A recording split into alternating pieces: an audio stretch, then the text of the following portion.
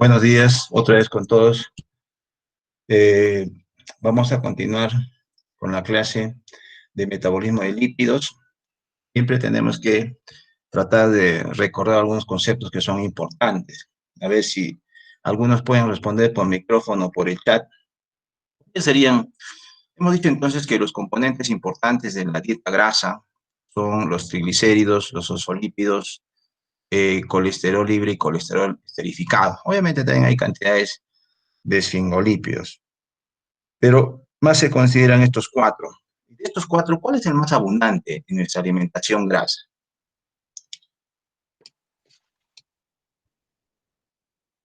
Pongan la respuesta en el chat, por favor. ¿Cuál es el más abundante de estas moléculas en nuestra alimentación grasa? Los triglicéridos, Los triglicéridos. ¿Qué porcentaje representan? 90%. 90%. Muy bien.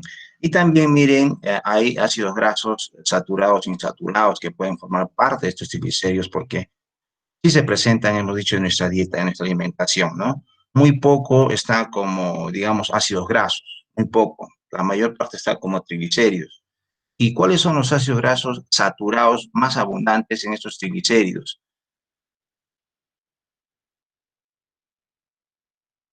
¿Cuáles son esos ácidos grasos saturados más abundantes?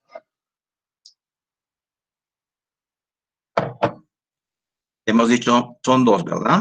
Uno de 16 carbonos y el otro de 18 carbonos. El ácido palmítico y el ácido Esteárico. esteárico. Muy bien. Eso tenemos que recordarlo. Entonces, ustedes están imaginando por qué les estamos preguntando, ¿no? Seguramente van a venir en el examen, pero más que saber ello, es pues, ¿por qué? Vamos ahora a ver lo siguiente. Vamos en la siguiente parte, que vamos a hacer el día jueves, que nos toca, no, el día viernes, vamos a ver el proceso de biosíntesis de ácidos grasos, primero y luego la síntesis de triglicéridos.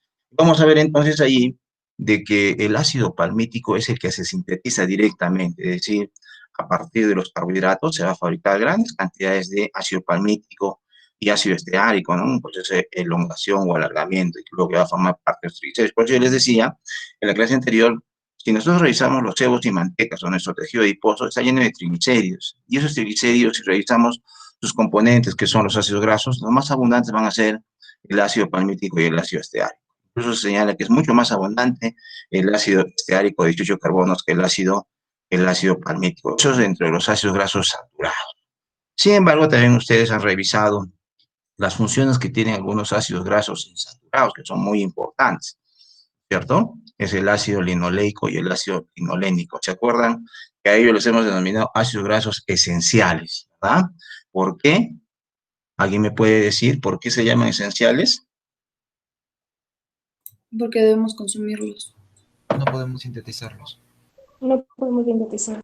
Y lo más importante es que nosotros no lo podemos sintetizar, pero lo necesitamos, como están diciendo ustedes. Por lo tanto, si necesitamos, entonces quiere decir que tenemos que obtenerlo en la alimentación, ¿verdad? Tenemos que obtener, si no, vamos a mostrar algunos cuadros de deficiencia. Y hemos señalado, por ejemplo, que a partir del ácido linoleico y linolénico se van a formar otros como el ácido araquidónico, por ejemplo, que vamos a ver en la segunda parte, que es precursor de prostaglandinas, tromboxanos, leucotrienos, y vamos a ver cuáles son las funciones que tienen esto de manera muy general y sencilla. Y también otros componentes que son de la mielina. ¿Se acuerdan esos componentes de la mielina? ¿Cuáles son? Esos ácidos grasos insaturados. El DHA y el EPA. Muy bien, el DHA y el EPA son muy importantes. De tal manera, entonces, si nosotros en nuestra dieta, en nuestra alimentación grasa, un día decidimos, por todo lo malo que se habla de las grasas, ¿verdad? Ustedes ven en el internet, en los artículos, se habla mal de la grasa, ¿verdad? Pero no sabemos que la grasa sí lo necesitamos. El gran problema es que estamos consumiendo en exceso, como estamos diciendo, o si no, los precursores. Y los principales precursores, como vamos a ver en la síntesis de grasas, son la glucosa, si comemos en exceso, que vienen de los almidones, pero sobre todo en diversos productos que estamos consumiendo de manera continua, que es la fructosa. ¿Sí? Las bebidas gaseosas, los chocolates, las tortas, los caramelos, están hechos a base endulzante, que es la fructosa, o el jarabe de maíz, que se denomina alto en fructosa. Y eso se convierte inmediatamente en grasa, ¿no? Una enzima que es muy importante en la vía ecolítica, que se llama fosfosetoquinasa, que es el control, el principal regulador de la vía ecolítica, no pasa por ese lado la fructosa. Es decir, es como una aduana que controla de manera estricta y la fructosa evade esta aduana y por eso muy rápido se puede degradar y en su degradación se va a convertir en aceticoenzima A, y luego este acetil vamos a ver que va a servir como precursor para la síntesis de ácidos grasos. ¿Sí? Entonces, si estamos diciendo, entonces, si ustedes un día evaden, dicen, no, no voy a consumir grasa, entonces, de manera general, ¿cuál de las grasas se va a ver afectado? ¿Los triglicéridos de tejido adiposo? No, porque esos se sintetizan a partir de carbohidratos. Entonces, los que van a sufrir afección, los que no van a tener ustedes, van a ser los productos de los ácidos grasos esenciales. ¿Quiénes son? Las prostaglandinas. Y también, obviamente, el DHA y el EPA que forman parte de la medicina. Probablemente no va a ocurrir un proceso de desmineralización, pero sí, por ejemplo, se va a manifestar de pronto en un deterioro, un cansancio del estado mental, ¿no? En algún momento uno se me ha cansado demasiado, a pesar que he estado estudiando muy poco, y siento mucho cansancio. Probablemente entonces se puede deber a esta deficiencia en las necesidades de estos ácidos grasos esenciales, el ácido linoleico y el ácido linolénico, ¿no?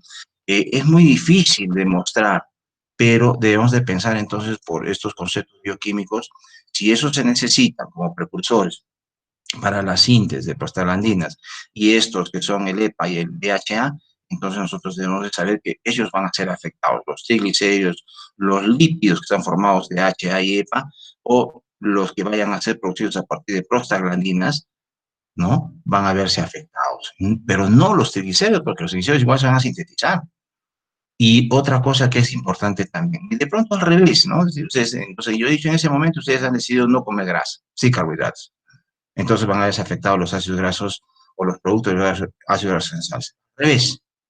Ahora no, no consumo un poca grasa, nada de carbohidratos. Complicado, peor, peor. ¿Por qué? Porque vamos a ver acá de que los carbohidratos, como la glucosa, se necesitan para que la grasa se queme. O sea, no estoy diciendo que ustedes deben consumir grandes cantidades de carbohidratos, o sea, se debe consumir lo que se necesita, no en exceso. Y como les hemos dicho en la clase anterior, parece que estamos consumiendo en exceso todo.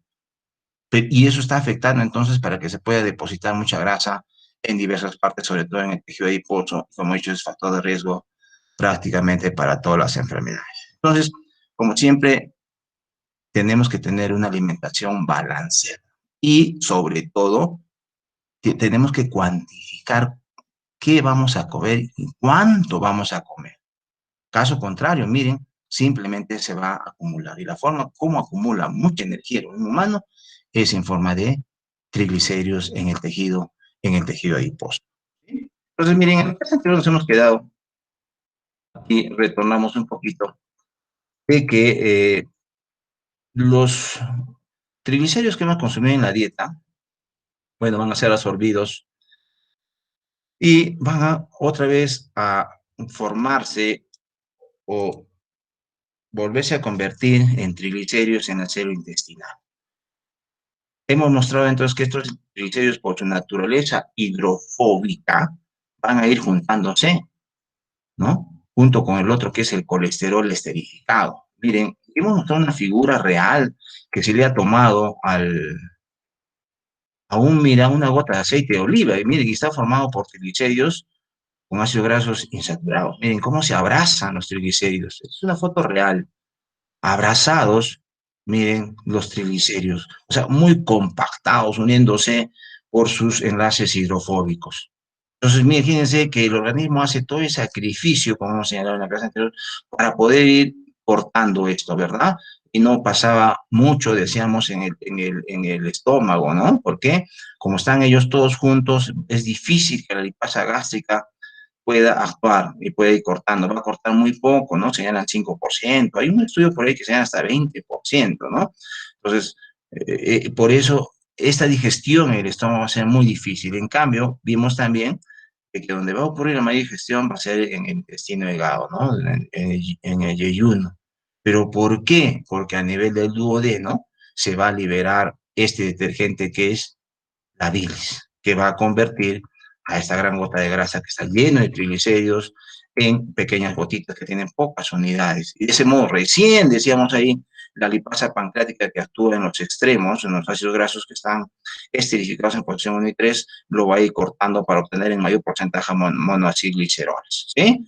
Entonces, esta es la forma, entonces, cómo se va a lograr hidrolizar el mayor porcentaje que se pueda de los triglicéridos. Caso contrario, entonces, si es que no se puede emulsificar, hay una razón o falta alguna enzima, entonces simplemente las gotas de grasa van a permanecer provocando contracciones muy fuertes en el intestino delgado que se llaman espasmos y van a provocar mucho dolor, que a veces se denomina cólico intestinal por el dolor y los espasmos que se generan, producto de la no digestión de los ácidos grasos. Y en resumen, dijimos entonces que aquí está actuando la lipasa pancreática, que está cortando los extremos. Podemos obtener monoacilgliceroles, que es el mayor porcentaje, y que una isomerasa contribuye a isomerizar para pasar el ácido graso de posición 2 a posición 1, 3. Y ahí la lipasa puede cortar y hidrolizar completamente a los triglicéridos en glicerol y ácidos grasos. Aquí mostramos entonces el glicerol que puede entrar por difusión pasiva, pero el mayor porcentaje va a estar dado por los monoacilgliceroles. De manera general señalamos entonces de que solo el 33% van a ser hidrolizados completamente a ácido graso y glicerol.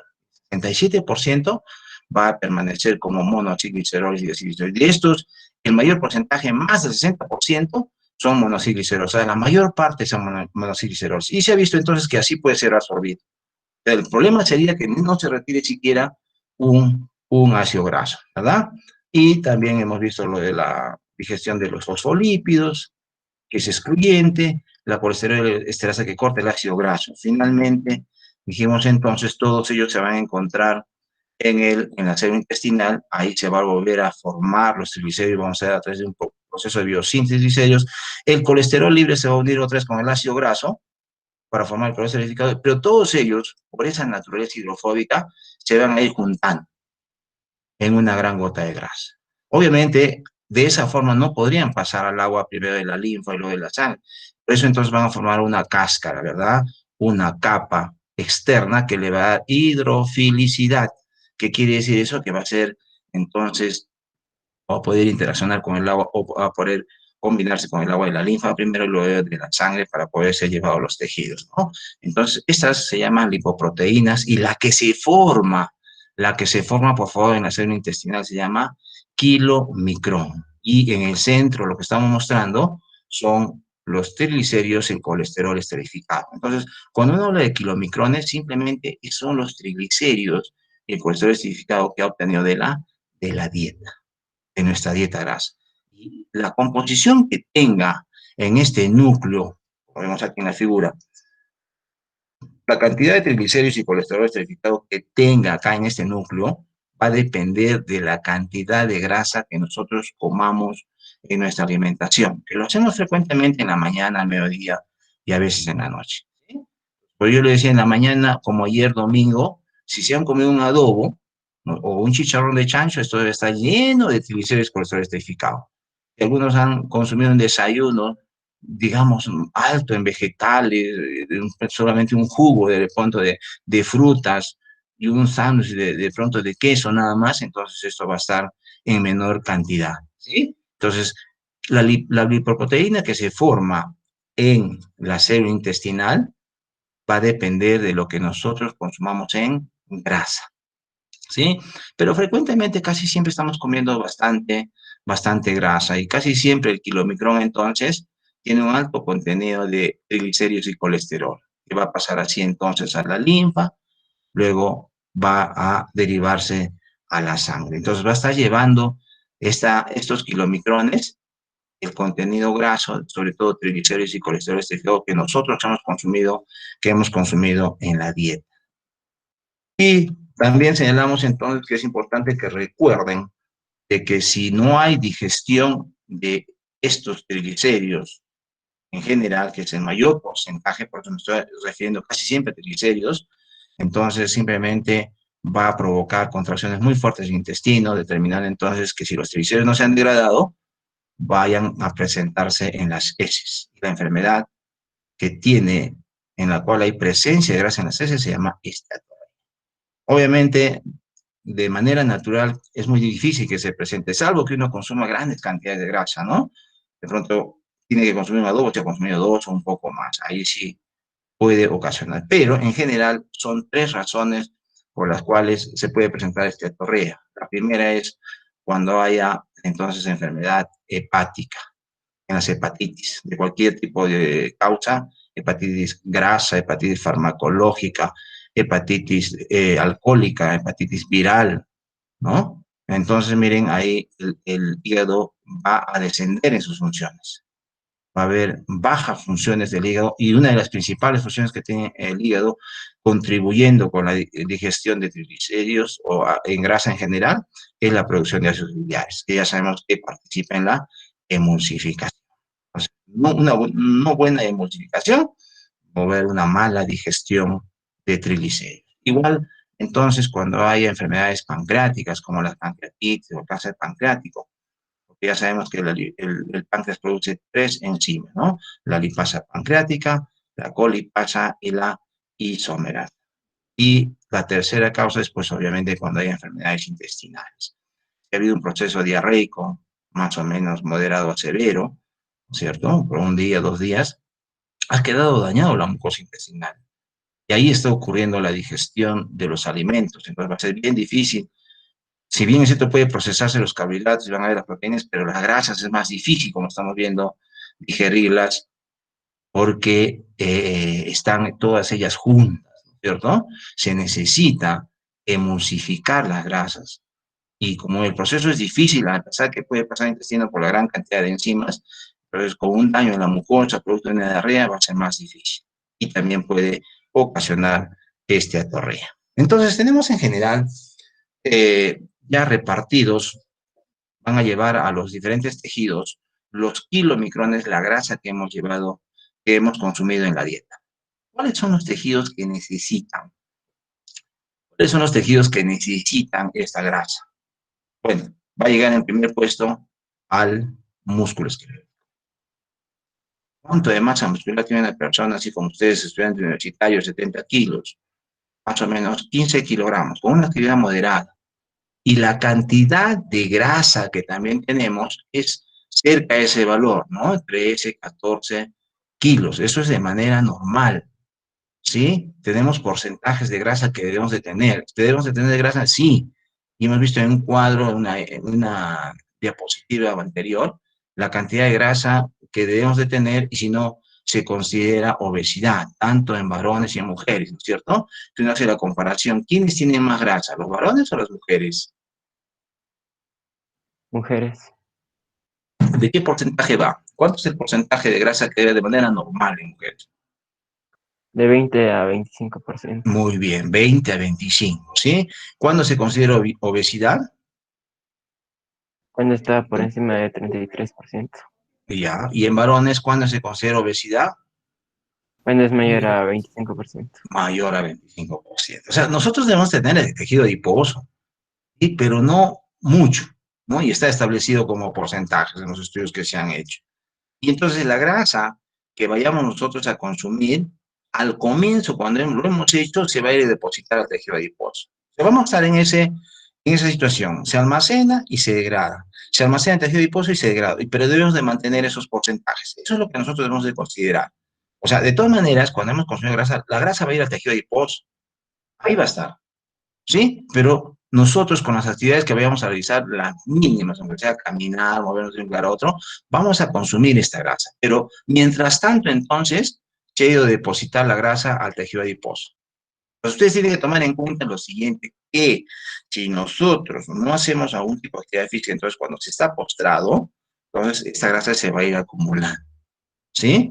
En cambio, el músculo que está en actividad va a recibir la grasa y la va a ir convirtiendo en energía. Hay sectores, obviamente, entre las células musculares que pueden tener almacenado también grasa, ¿no? Pero que se va a utilizar inmediatamente, ocurre, como vamos a ver, el movimiento muscular, la grasa se va a ir consumiendo, porque el músculo necesita mucha grasa para obtener energía y gracias a la grasa se obtiene la mayor cantidad de energía. El otro que va a utilizar bastante energía es el hígado, que va a utilizar también grasa. El gran problema entonces es que si va a llegar mucha grasa al hígado, también se va a ir almacenando, determinando el hígado graso. Esto va a ser mediante lo que se llama un efecto aditivo. No vamos a pensar que la grasa que vamos a consumir el domingo, que hemos consumido ayer, ya está provocando hígado graso. No, esto va a demorar bastante tiempo. Por eso nosotros, si alguna vez nos detectan hígado graso, es porque se ha ido acumulando por mucho tiempo. A veces demora años, ¿no? Hasta décadas suelen decir. Pero entonces, ¿esa grasa del hígado también se puede utilizar? Claro que sí. ¿Sí? ¿Cómo se va a hacer? Haciendo que el músculo consuma esa grasa. Vamos a ver cómo. El otro que va a utilizar también bastante grasa es el corazón. El corazón utiliza bastante grasa en todos los procesos de contracción muscular, que lo hace en promedio 75 veces por minuto. Va a estar utilizando también bastante grasa. En general, como estamos viendo aquí, por favor, y eso es la cuestión macro, todos los tejidos prácticamente utilizan la grasa para obtener energía. Pero a los que no pueden utilizar la grasa, son dos: el cerebro, y no es porque no puede utilizar, es porque la barrera hematoencefálica impide el paso de la grasa o de los ácidos grasos al cerebro. No entra, ¿ya? Entonces el cerebro no puede utilizar. Y aquí hay también un poco de controversia porque dice que hay porcentajes también que pueden pasar, por ejemplo, en los niños, en los neonatos, hasta los niños de 5 años, que sí pueden permitir el paso, por ejemplo, de ácidos grasos.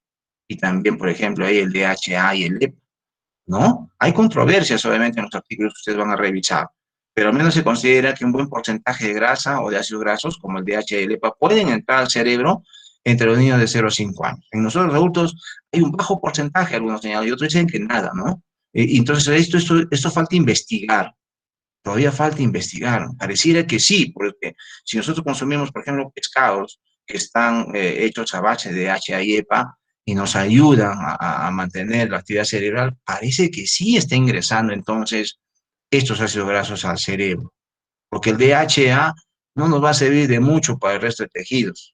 Sí nos va a servir de repente para las membranas, pero mucho más eficiente va a ser su uso en el cerebro, como he hecho en la mielina, en los ácidos grasos que forman parte de los fosfolípidos de la mielina. Y el otro también que no utiliza de ninguna manera la grasa es el glóbulo rojo, ¿ya? No puede utilizar la grasa. Vamos a ver entonces por qué no va a poder utilizar la grasa, el glóbulo rojo, porque vamos a ver que la beta-oxidación ocurre en la matriz mitocondrial. Y entonces, ¿el glóbulo rojo tiene mitocondrias?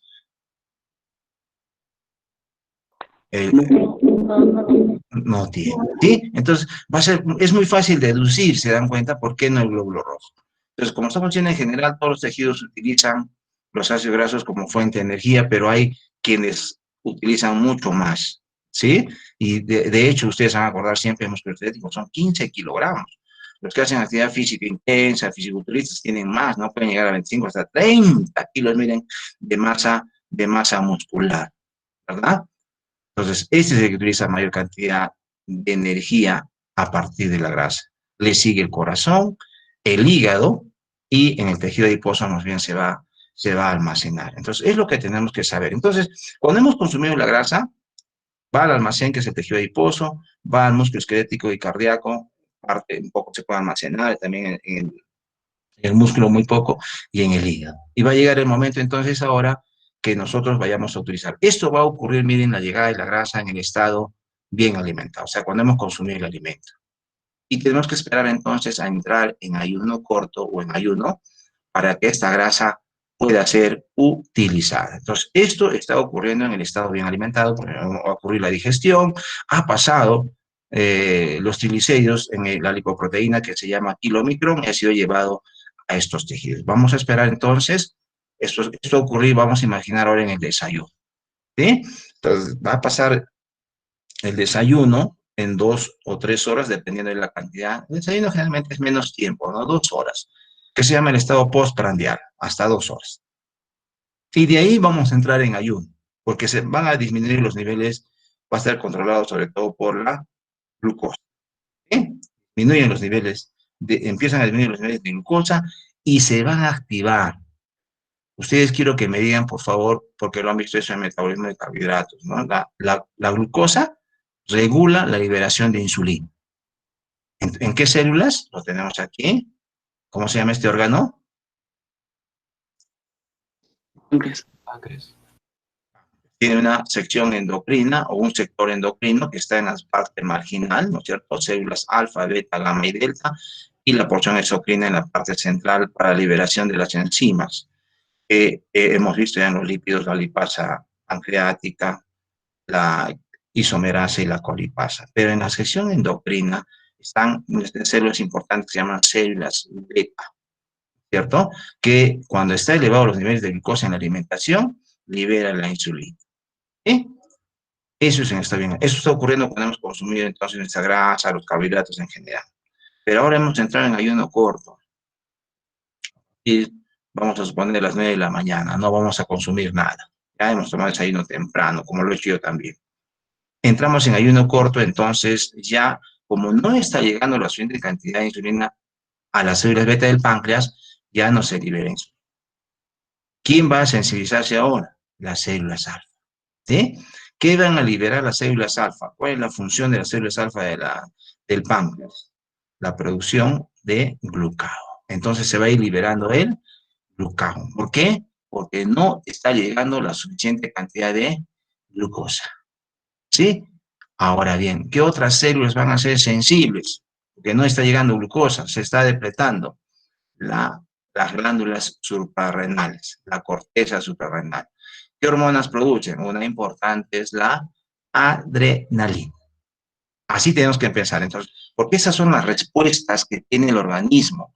Son las respuestas hormonales y son las hormonas las que van a regular las vías metabólicas. Y eso es lo que ustedes tienen que conocer. Entonces, cuando hemos entrado en ayuno corto, se ha pasado la etapa postprandial, hemos hecho la digestión en 2 horas, el desayuno, y como comienzan a medir los niveles de glucosa, hemos dicho entonces, las células alfa del páncreas y la glándula suprarrenal liberan glucagón y adrenalina respectivamente. ¿Por qué? Porque no está llegando la suficiente cantidad de glucosa. Las respuestas van a ser a la glucosa. Entonces, ¿qué va a hacer esa adrenalina? Veamos aquí, por favor. Esta figurita nos está mostrando ello. Miren, la adrenalina que ha sido liberado por la corteza suprarrenal y el mismo mecanismo de acción del glucagón, va a interaccionar con un receptor que se llama 7TM del tejido adiposo. Yo no estoy diciendo que se aprenden todas las cascadas de señales, sino la respuesta final. ¿Qué va a ser esta adrenalina? Entonces tiene una respuesta de un mecanismo de acción que tiene que ver con la adeninatoxiclasa o adenilciclasa, que va a producir AMP cíclico, que finalmente, miren, esta activa una proteína quinasa y esta va a activar a una lipasa. Es la lipasa que se llama dependiente de hormona. Lipasa dependiente de hormona. ¿Qué hormona? Adrenalina. ¿Qué va a hacer esta lipasa? En el tejido adiposo, miren, está hidrolizando los triglicéridos. Va a liberar un ácido graso y se va a convertir en diacilglicerol. Puede cortar el otro del otro extremo y va a ir entonces liberando los, miren, ácidos grasos que van a ir pasando a la sangre. Miren cómo está ocurriendo la respuesta a un inicio del ayuno. Entonces, toda la mañana hasta que llegue el otro almuerzo, va a ir ocurriendo esto. Pero ¿por qué hemos dicho? ¿Por qué se ha liberado la adrenalina? Porque no estaba llegando suficiente cantidad de glucosa a la corteza suprarrenal. Y miren, se está propiciando la hidrólisis de los triglicéridos para formar ácidos grasos, y los ácidos grasos van a pasar a la sangre, pero los ácidos grasos que son más abundantes, por eso hemos dicho, recuerdo temprano, son de cadena larga, ¿verdad? ¿Cuáles son? El ácido palmítico y el ácido esteárico, que son insolubles en agua. Por lo tanto, entonces, como son insolubles, tienen que ser transportados por una proteína que se llama la albúmina. ¿Sí? Y esta albúmina lo va a llevar, miren, lo va a llevar a los diferentes tejidos. En este caso, ¿quién necesita el músculo esquelético y el músculo cardíaco. Se libera la insulina y los ácidos grasos que han llegado allí, miren, van a ser oxidados, van a ser convertidos en energía por el paso que vamos a ver ahora, que se llama beta-oxidación, todo el ciclo de Krebs, la cadena respiratoria en general, para formar energía. Músculo esquelético y músculo cardíaco. Y también, también parte de esto va a llegar al hígado. Pero este es el mecanismo, por favor, que empieza en el ayuno corto para la oxidación de los ácidos grasos. O sea, no va a ocurrir. O sea, en el ayuno tiene que quemarse, tiene que ir quemándose la grasa. Pero ustedes se imaginan, entonces, si hacen actividad física, va a haber más adrenalina y esto va a ocurrir en mayor cuantía. Por eso dice, muy importante que se haga actividad física, que se haga movimiento. Y esto se va a acelerar, ¿sí? Porque va a ir disminuyendo la glucosa y va a ir liberándose más adrenalina que va a propiciar entonces la liberación de ácidos grasos, del tejido adiposo. Por eso es muy importante, señores estudiantes, de que se haga movimiento, se haga actividad física. Y ese es el mecanismo entonces para el traslado de los triglicéridos almacenados en el tejido adiposo hacia sobre todo el músculo esquelético, que es el que va a consumir la mayor cantidad de ácidos grasos como fuente de energía para convertirlo en ATP. ¿Por qué? Porque tenemos 15 kilos. Y si aumentamos la masa muscular, ustedes van a ver entonces que va a consumir mucha más energía. Muy bien, entonces es la activación de la lipasa monodependiente, puede ser de adrenalina, como estamos viendo, también otras hormonas pueden participar, como la noradrenalina, el glucagón, la hormona corticótropa, algunos también mencionan a las hormonas tiroideas, que son las que van a propiciar entonces la hidrólisis del tejido adiposo. Esta figura nos está mostrando, miren, al comienzo, cuando hemos consumido el alimento, cuando se han producido los kilomicrones que hemos señalado, van a pasar a la sangre y van a ir siendo hidrolizados por esta enzima que se llama lipasa lipoproteica, que hemos señalado entonces que va a ir colocándose ácidos grasos al músculo esquelético, al músculo cardíaco, pero sobre todo en el tejido adiposo para su almacenamiento, ¿no? Entonces lo que está haciendo entonces en los órganos que hemos señalado aquí, está llegando entonces al corazón, al hígado, al músculo esquelético del tejido adiposo, ahí está, miren, al músculo cardíaco y esquelético, tejido adiposo. El músculo de todas maneras está siempre oxidando los ácidos grasos porque necesita energía. Ahí va a ir llegando y parte de eso se va a almacenar en pequeña cantidad, pero más se va a ir almacenando como hemos mostrado en el tejido adiposo, ¿verdad? Para que luego sea utilizado como hemos visto en la etapa ayuno. Este kilomicrón entonces, como vamos a ver en el metabolismo de lipoproteínas, va a reducirse de tamaño. Más del 90% de los triglicéridos que hemos obtenido en la dieta van a pasar entonces a estos tejidos, esquelético, cardíaco, ¿cierto? Y sobre todo tejido adiposo. Y lo que ha quedado, el kilomicrón que se llama remanente, lo que queda, va a ir al hígado. Y parte de los triglicéridos que han quedado se pueden ir acumulando. Y otra parte se va a ir convirtiendo en energía. ¿Listo? Entonces, esto es el resumen de lo que estamos viendo de la necesidad que tienen los tejidos de grasa para que sea convertido en energía. Lo que viene a continuación, entonces, es que ahora que los ácidos grasos han llegado a los tejidos, pues tenemos que pensar más en quién, en el músculo esquelético, en el músculo cardíaco, parte también en el tejido, en el hígado, ¿verdad? Y muy poco, casi nada en el tejido adiposo, porque el tejido adiposo lo que hace más es almacenar. Entonces, ¿dónde está ocurriendo en mayor cuantía esto? Entonces, mucho músculo esquelético, músculo cardíaco, le va a seguir el hígado, casi nada en el tejido adiposo, y obviamente cada una de las células que necesitan, ¿verdad? Pulmones, riñón, etcétera, etcétera. Pero, ¿dónde no va a ocurrir esto? En el glóbulo rojo y en el cerebro, ¿sí? Hemos dicho, ¿por qué no en el cerebro? Porque no ingresa la barrera hematoencefálica impide el paso de los ácidos grasos al cerebro, pero falta todavía estudiar como hemos señalado, ¿listo? Entonces, ya están los ácidos grasos, hemos entrado en ayuno corto en este momento, ya estamos entrando en ayuno corto, ya están disminuyendo el nivel de glucosa, se han liberado los ácidos grasos y han ido a estos tejidos. Si estamos haciendo un poco de movimiento, esto se va a incrementar. Y vamos a ver todos estos pasos, entonces, cómo el ácido graso, miren, o los ácidos grasos que hemos consumido, finalmente, miren, se van a convertir en energía. Es lo que vamos a ver, y aquí hay unas cuestiones importantes bioquímicas que tenemos que tomar en cuenta. Miren, ácido graso, activación, vean dónde está ocurriendo la activación, en el citoplasma, ¿no?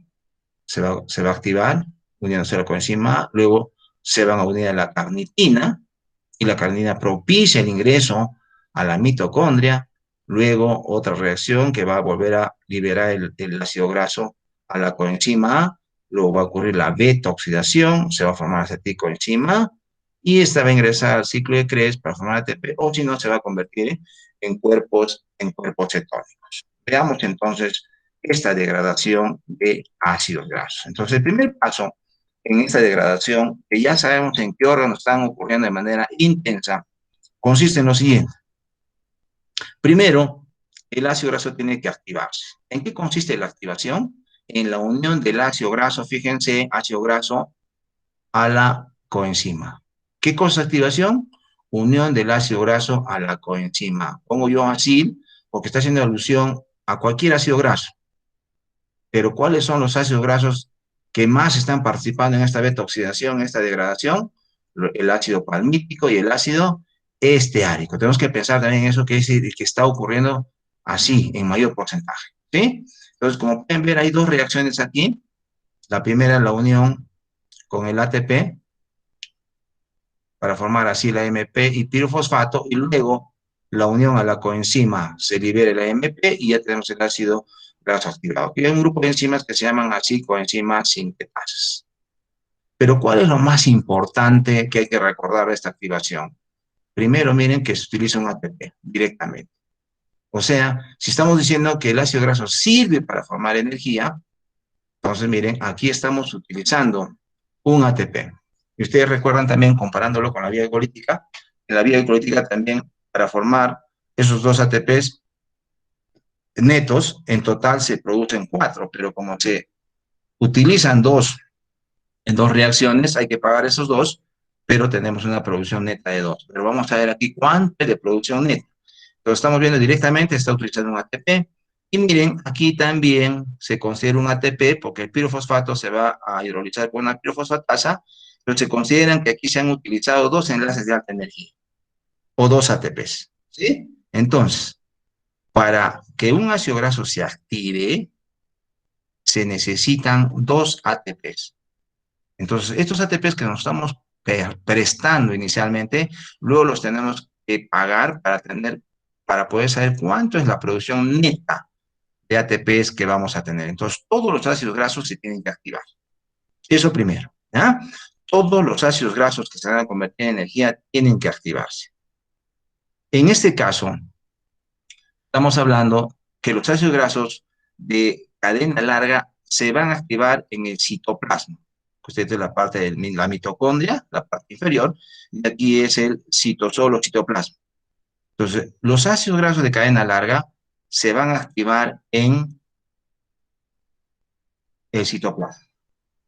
¿Cuáles son los ácidos grasos de cadena larga? De 12 a más, ¿sí?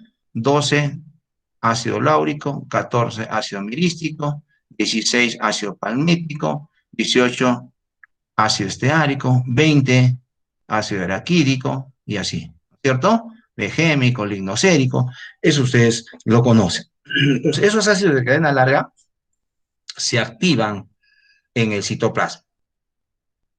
Pero en cambio, los ácidos grasos de cadena mediana, de 10, 8 y 6, y los ácidos grasos de cadena corta, de 4 y 2, van a pasar directamente desde el citoplasma a la matriz mitocondrial y se van a activar en la matriz. Los ácidos grasos de cadena mediana y corta van a pasar directamente a la matriz y aquí se van a activar. O sea, igual se tienen que activar, pero ya no lo hacen en histosol porque pasan, difunden muy fácilmente por su tamaño y van a ser activados entonces en la matriz mitocondrial. Entonces, quienes necesitan activarse para que puedan pasar y ser oxidados a la matriz son los ácidos grasos de cadena larga. ¿Y por qué? Porque miren, son muy grandes y no pueden atravesar la membrana interna. Recuerden ustedes que la membrana interna de la mitocondria es impermeable a la mayoría de moléculas grandes, en este caso los ácidos grasos de cadena larga. Entonces, una vez que se ha activado el ácido graso, ahora viene su paso desde el citoplasma a la matriz mitocondrial, pero no lo puede hacer como así coenzima, lo va a hacer unido a la carnitina. Por eso, entonces, esta enzima que se llama carnitina transferasa, también denominado carnitina palmitoil transferasa, ya ustedes ven por qué se llama así, porque más está trabajando frente al ácido palmítico. Entonces, miren, va a unir ahora el ácido graso a la carnitina, ¿sí? Y esto lo va a hacer esta enzima que está por fuera de la membrana interna, CAT1, ¿sí? Y esta carnitina entonces va a ser muy importante para que luego el ácido graso pueda ser introducido a la matriz mitocondrial por acción de esta enzima que está en la membrana interna que se llama traslocasa. ¿Por qué se le llama traslocasa? Porque va a hacer ingresar al ácido graso unido a la carnitina, o sea, así carnitina, y va a sacar a la carnitina. Entonces va a ser traslocado, va a dar una por otra. Esto hace entonces la carnitina acil transferasa. Una vez adentro, hay otra que se llama carnitina acil transferasa 2, que va a escindir a la acilcarnitina, lo va a juntar con la coenzima, va a regenerar la acilcoenzima o el ácido graso unido a la coenzima y se va a quedar libre la carnitina que, como hemos dicho entonces, va a ir saliendo. O sea, ayuda a ingresar y sale. Es decir, entonces, en palabras sencillas, que lo que ustedes tienen que recordar es de que para el ingreso de los ácidos grasos de cadena larga se necesita carne. Lo que quiere decir entonces que si no hay carnitina, no ingresan los ácidos grasos de cadena larga. Y hemos señalado entonces que la mayor fuente de energía que tenemos las personas es a partir de ácidos grasos saturados, como el ácido palmítico y el ácido esteárico. ¿Sí? Entonces, ¿qué va a pasar en una deficiencia de carnitina? Porque hay enfermedades en las cuales, miren, genéticas, no se sintetiza carnitina. A propósito, la carnitina es sintetizada a partir de dos aminoácidos, la lisina y la metionina. La carnitina es sintetizada a partir de dos aminoácidos, la lisina y la carnitina. Si no sé si ustedes recuerdan, ¿estos aminoácidos son o no esenciales? Sí, Miren, entonces, lo que quiere decir que si nosotros no consumimos alimentos de alto valor biológico desde el punto de vista proteico, donde están los aminoácidos esenciales y en buena proporción, vamos a tener problemas entonces con la presencia de carnitina.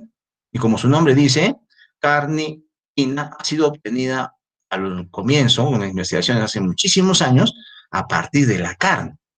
De ahí se sabe entonces que es muy abundante en las carnes. Pero obviamente de manera general sí se puede sintetizar en el hígado, pero a partir de estos aminoácidos esenciales que son la lisina y la metionina. Entonces, estaríamos en problemas si nuestra alimentación solo fuera a base de vegetales, menestras o cereales, ¿sí? O legumbres. Por ejemplo, hoy se sabe, yo no sé cómo será lo de la soya transgénica, pero al menos la soya natural era muy deficiente, prácticamente nada de lisina. La soya o la soja no tiene lisina. Y entonces hay gente que solo se alimenta a base de soya, hacen muchos productos de soya. ¿Sí? Solo soya, los vegetarianos estrictos, los veganos estrictos. Entonces estamos nosotros viendo ahí, podemos notar de que van a tener deficiencia de carnitina. ¿Por qué? Porque la soya es muy deficiente en lisina, que es uno de los precursores para la síntesis de carnitina. Se ha hecho un trabajo de investigación hace más o menos 25 años en niños que solo se alimentaban de la sierra acá de Arequipa, que se alimentaban solo a base de soya.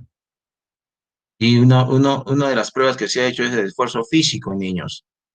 Y ya ustedes pueden pensar entonces que estos niños, una pequeña corrida y se iban de bruces, se caían.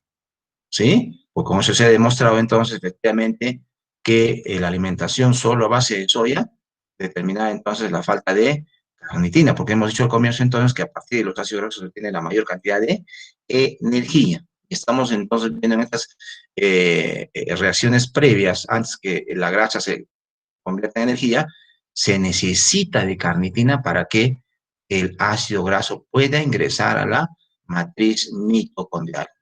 Tomen en cuenta eso, por favor, porque la mayoría de menestras, ya hemos dicho la soya, frijoles, son muy deficientes en lisina.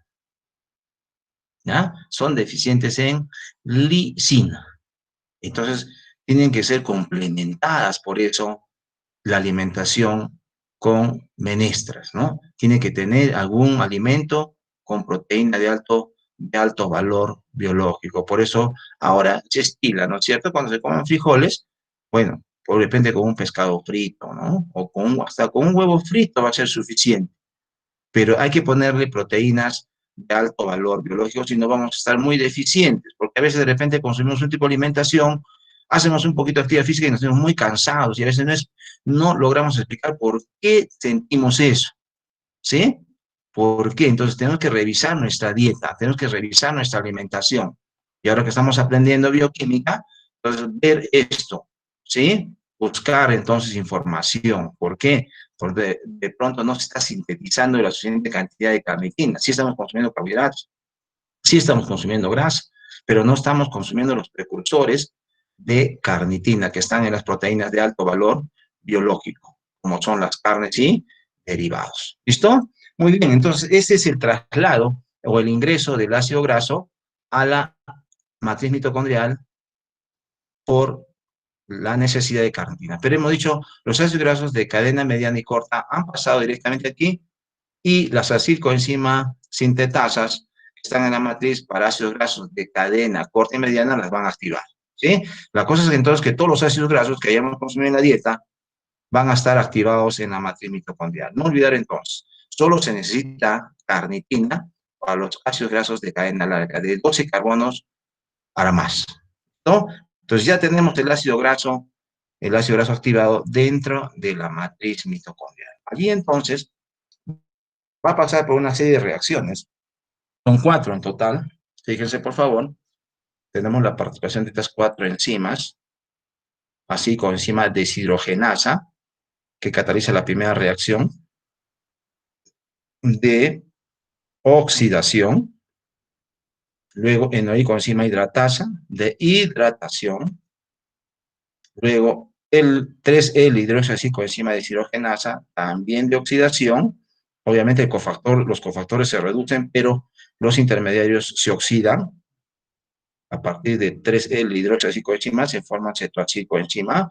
Y luego, en la cuarta reacción, por la acción de la cetoacidocoenzima tiolasa, va a escindir. Se va a liberar, miren, un producto de 2 carbonos que se llama aceticoenzima y el ácido graso, del tamaño que sea, se va a reducir en 2 carbonos. Es decir, entonces, si este ácido graso es de 16 carbonos, en este primer ciclo de reacciones, se va a liberar 2 en forma de aceticoenzima y va a quedar uno de 14. ¿Estamos bien? En este primer ciclo. Pero fíjense que en cada ciclo se genera un FAD y un NAD. Y vamos a ver que estos se van a ir de la cadena respiratoria, que es porque esto ocurre en la matriz mitocondrial, miren, y se va a convertir en energía, ¿verdad? Un FAD, ¿cuántos ATPs produce? 1,5. 1,5. Un NAD, 2,5. 2,5. Un acetilcoenzima, vamos a pensar ahora que este se va a ir al ciclo de Krebs y luego a la cadena respiratoria. Un acetilcoenzima, ¿cuántos ATPs generaría?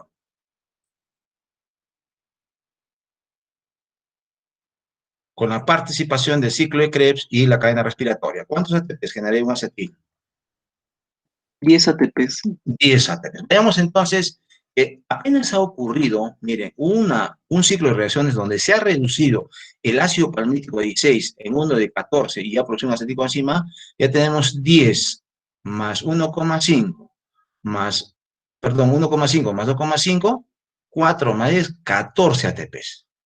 Y el ácido graso ha quedado reducido en 2 carbonos que va a entrar a un nuevo ciclo, ¿sí? Que va a entrar a un nuevo ciclo de reacciones.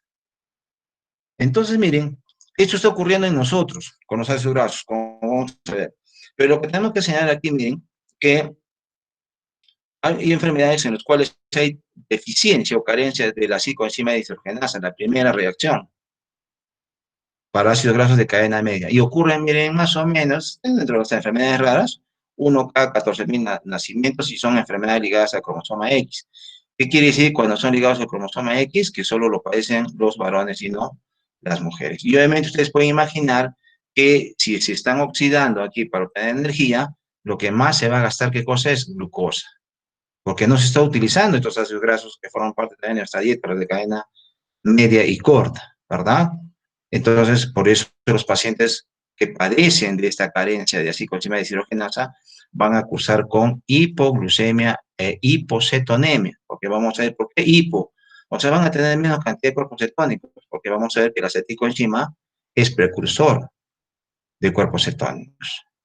Y también puede ocurrir la muerte súbita del lactante, porque hemos dicho quiénes necesitan energía a partir de la grasa, el músculo esquelético y el cardíaco. Ese es el que va a padecer.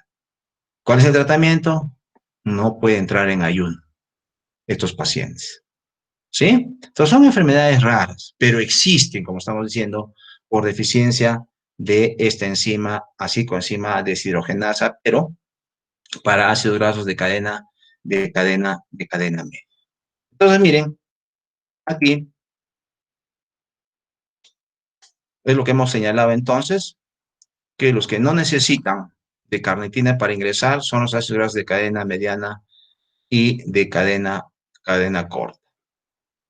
Los ácidos de cadena larga son hasta los 18 carbonos y se denominan ácidos grasos de cadena muy larga los que son de 20 a más, o sea, de 20 ácido araquídico, de 22 ácido begémico y de 24 ácido lignocérico.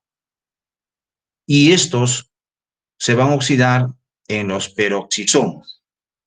Pero antes de ver ello, veamos el balance energético cuando un ácido graso, como el ácido palmítico de 6 carbonos, se va a degradar completamente. Fíjense, por favor, miren, en el primer ciclo de reacciones que hemos dicho, miren, en el primer ciclo, al pasar por estas 4 reacciones, se va a generar un FAD, un NAD y un acetilcoenzima.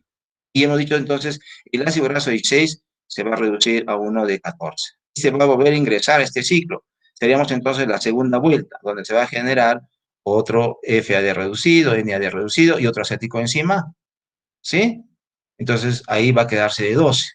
En la siguiente vuelta va a quedar de 10, luego de 8, de 6, hasta llegar a 4. Y se han generado esta cantidad de FADs y NADs. ¿Estamos bien? Entonces, ¿cuántas veces tiene que entrar este ciclo el ácido graso de 16 carbonos? ¿Cuántas veces? Entonces, como estamos viendo, tiene que ser 1, 2, 3, 4, 5, 6 y esta última 7 veces. Por lo tanto, entonces va a generar 1, 2, 3, 4, 5, 6, 7 FAD y también 7 NAD. Entonces, cuando llega a 4 carbonos en el último ciclo, ahí se van a producir, miren, 2 acetilcoenzima, porque a partir de 4 se generan 2 de 2, ¿sí? Entonces, ¿cuántos acetilcoenzimas se van a generar en total? Para este caso, 1, 2, 3, 4, 5, 6, 7 y 8. A partir del ácido palmítico, entonces, se generan 8 acetilcoenzima A, 7 FAD y 7 NAD. ¿Sí? Y todo el acetilcoenzima, como hemos señalado, estamos aquí en la mitocondria, se va a convertir en energía. Y también los FNAD. Entonces, ¿cuánto ATP se van a generar por estos FAD, NAD y acetilcoenzima que se han producido de la beta oxidación completa del ácido palmítico hasta CO2 y agua. Entonces, tenemos 7 FAD multiplicado por 1,5, 10,5. 7 NAD por 2,5, 17,5. 8 aceticoenzima, ustedes me dijeron que son 10 por cada aceticoenzima, 80. Total, 108. Pero hay que restarle lo que nos hemos prestado al comienzo en la activación. ¿Sí? Hay que devolver esos ATPs que se han utilizado. Por lo tanto, entonces, cuando un ácido palmítico se degrada completamente hasta CO2 más agua, se generan 106 ATPs. ¿Por qué lo hemos hecho para el ácido palmítico? Porque estamos diciendo entonces que es lo que nosotros almacenamos y consumimos más en nuestra dieta. Y eso se está utilizando entonces como fuente de energía. Entonces, si nosotros lo comparamos con lo que se produce a partir de la glucosa, una oxidación completa, ¿cuántas veces más genera ATP el músculo esqueleto, en este caso, digamos, que está utilizando en mayor cantidad, que la glucosa a partir de ácido palmítico? ¿Cuántas veces más? ¿Cuántos ATP se generan en el músculo?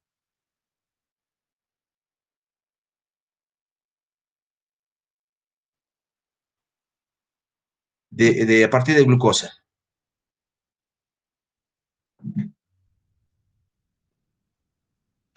De 30 a 32 ATPs por molécula de Claro, glucosa. eso es en general en la mayoría de tejidos, pero en el músculo es 30, ¿ya? En el músculo es 30 ATPs, en el hígado 32. Por eso, de manera general, ustedes lo han revisado, se dice 30 o 32. Pero cuando ya delimitamos tejidos, es 30 en el músculo esquelético y 32 en el hígado, ¿no? Eso es por las lanzaderas que ustedes han revisado. Pero bueno, entonces comparando esto, como se utiliza más en el músculo esquelético y el músculo cardíaco, a partir de ácido palmítico, ¿cuánto se está generando acá? 106. Y como el músculo se produce 30 ATPs a partir de glucosa, están viendo entonces que más o menos a partir de ácido palmítico se generan 3,5 veces más ATP. Por eso entonces nosotros podemos pensar que el músculo prefiere utilizar ácidos grasos como fuente de energía porque va a obtener mayor cantidad de ATPs. ¿Listo? Porque va a generar mayor cantidad de ATPs. Entonces, miren, para que nosotros hagamos un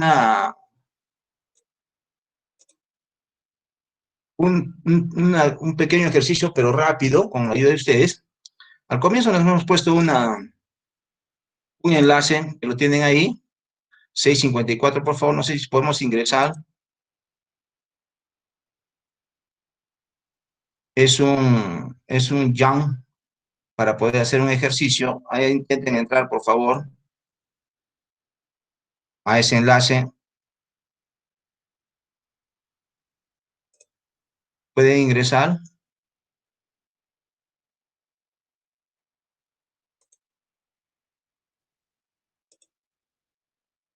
A ver, entren por favor al enlace.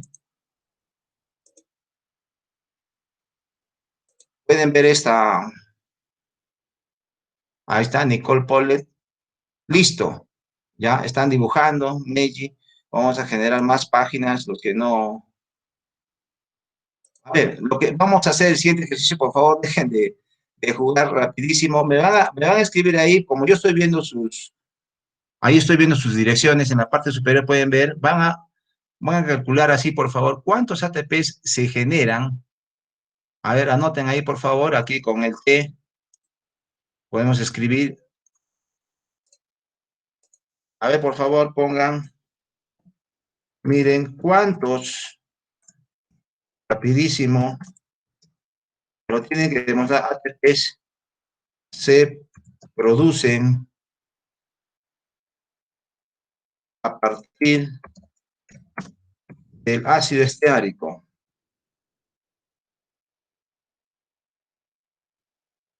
A ver, hagan el ejercicio, yo voy a estar viendo acá, por favor, rapidísimo. Ya, a ver, yo voy a revisar a ver si están haciendo. Y luego vamos a poner la respuesta en el chat, ¿ya? Como aparece su nombre, para darles entonces, cuando realicemos el pasito, el quiz, podamos nosotros entonces No pueden hacerlo aquí con el T del lado izquierdo, por favor, miren. Ahí pueden ir escribiendo para que no estén dibujando. A ver quiénes van a hacer. Procedan, por favor.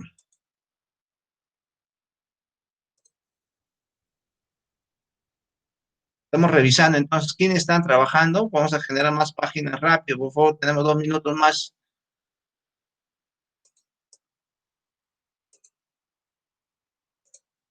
Hay 3 páginas, hay 4 páginas, 5 páginas, en cualquiera de ellas. En 2 minutos yo voy a hacer la captura de pantalla para los que hayan trabajado, porque aparece su fotito, como pueden fijarse en el lado izquierdo, para poder saber quiénes han hecho. Háganlo, por favor, con esta T de acá, miren. Acá pueden escribir más rápido y más rápido se va a generar ahí. Ahí pueden poner, miren, FAD.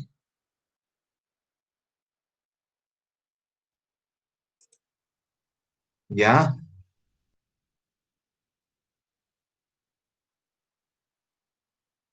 Muy bien, acá voy a hacer la captura de pantalla, acá lo está haciendo muy bien.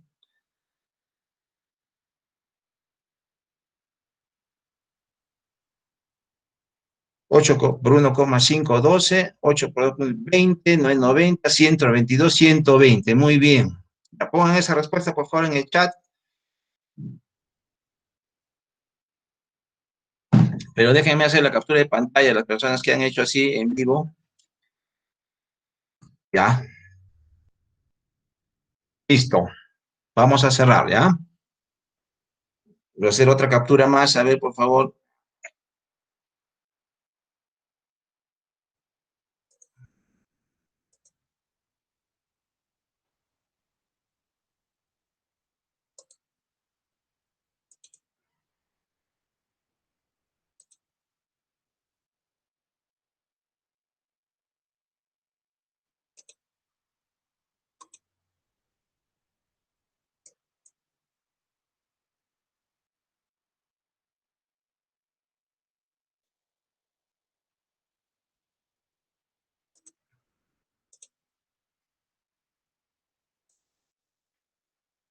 Esta página, solo 2 páginas aquí han hecho. Vamos a hacer la captura, como pueden ver. Muy bien. Quiero ver el procedimiento. Hay otras páginas, sí, acá hay otra.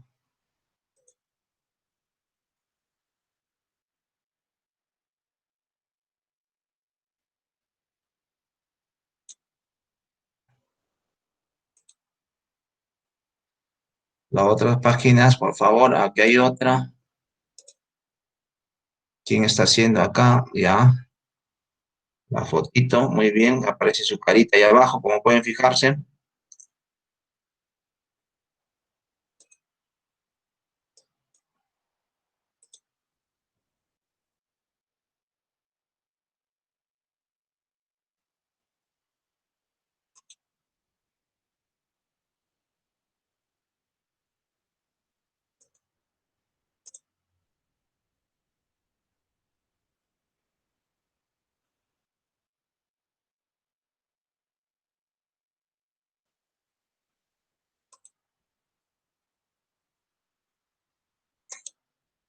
Ya, no hay más entonces.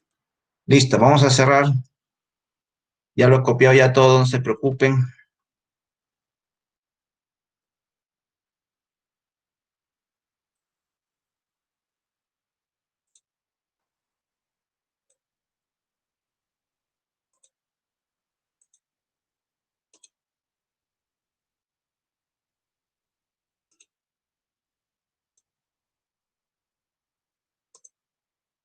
Listo, sigamos.